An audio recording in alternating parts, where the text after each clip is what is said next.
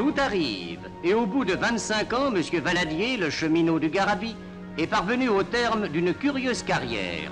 M. Valadier est l'homme qui, depuis 25 années, passe ses journées à surveiller la santé du viaduc que construisit au temps de la grande exposition un certain ingénieur qui se nommait M. Eiffel.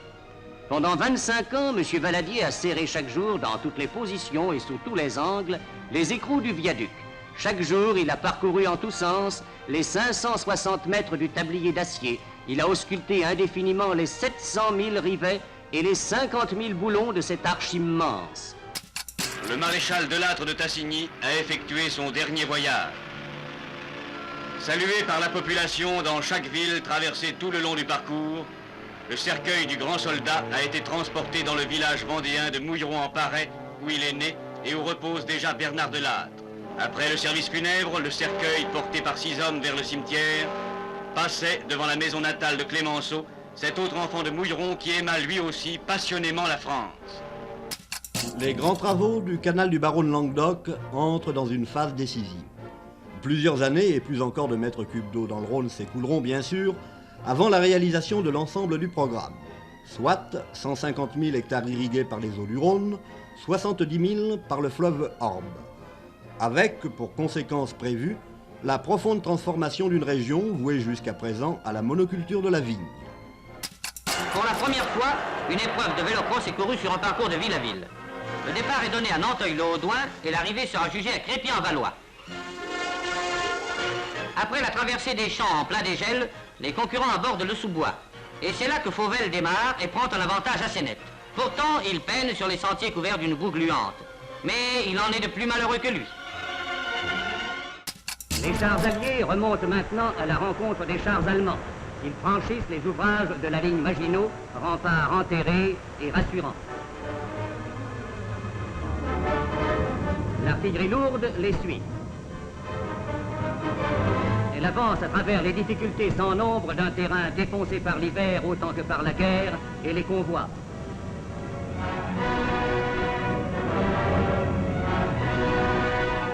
Les grosses pièces sont en position.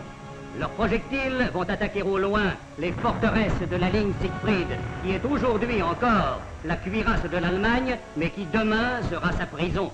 Wissembourg sera délivré. Les offensives allemandes sont encore redoutables, mais bientôt, si nous savons le vouloir, elles ne seront plus que les sorties d'un peuple assiégé. Signe d'une amitié.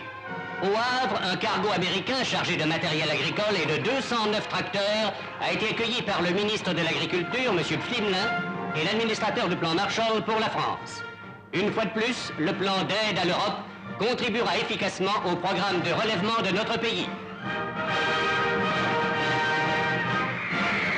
C'est pour marquer la gratitude de la France pour cet appui des USA que le train de la reconnaissance, marqué au sceau des provinces françaises, qui toutes ont voulu dire ce merci collectif, a quitté Paris à destination des États-Unis. Et dans chaque État de l'Union où il doit passer, ce train saura prouver l'amitié française. À Paris, la saison théâtrale est cet hiver extrêmement vivante. L'un des événements les plus remarquables a été la reprise de La Dame aux Camélias au Théâtre des Arts Hébertot, où Edwige Feuillère, ayant à ses côtés Pierre-Richard Wilm, se classe parmi les grandes comédiennes de notre temps. Quand ferai-je? Vous me la rapporterez. Quand? Mais quand elle sera fanée. Et combien de temps lui faudra-t-il pour ça? Ce qu'il faut à toute fleur pour se faner. L'espace d'un soir ou d'un matin.